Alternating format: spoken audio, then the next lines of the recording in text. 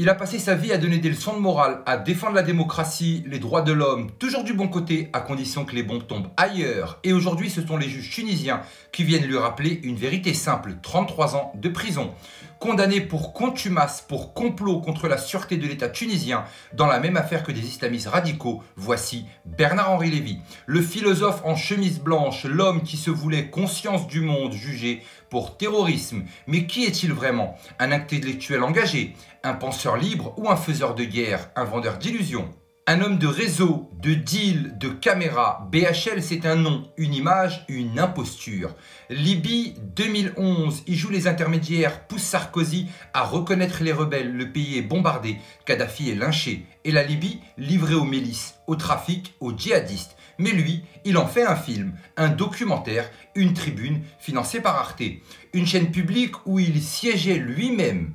750 000 € versés pour ses propres œuvres, enquête ouverte pour prise illégale d'intérêt. Mais ce n'est pas un cas isolé.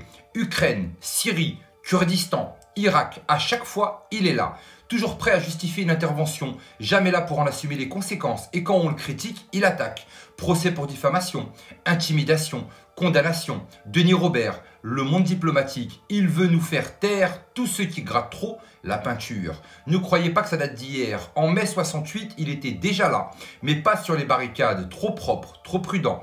Il regardait la révolution par la fenêtre avant de la vendre en livre de poche. Il parle de liberté, mais défend Roman Polanski. Il parle de justice, mais soutient Dominique Strauss-Kahn. Il parle de paix, mais allume des guerres. Il cite des philosophes, même quand ils n'existent pas. Oui, un jour, il a cité Jean-Baptiste Botul, un auteur inventé, un canular. C'est ça BHL, une image, un bruit, un mirage. Il se dit défenseur des peuples, mais il écoute que les lobbies. Hostile au Burkini, au nom de la liberté, et toujours sur la même ligne que l'OTAN. Quand la Tunisie refuse sa guerre contre l'Algérie ou sa déstabilisation du Sahel, il la traite de complice de l'islamisme. Mais aujourd'hui, c'est elle qui le juge et ça change tout. Parce que cette fois, ce n'est pas un article, ce n'est pas un débat télé, c'est un tribunal. Et ce n'est pas juste Bernard-Henri Lévy qu'on condamne, c'est un système, celui des intellectuels médiatiques, des philosophes d'appartement, des mercenaires de la morale qui vendent des guerres comme d'autres vendent des parfums. Lui, c'était la vitrine brillante d'un monde cynique où la parole remplace les actes, où la pause tient lieu de pensée, où le sang des peuples finance les documentaires des puissants.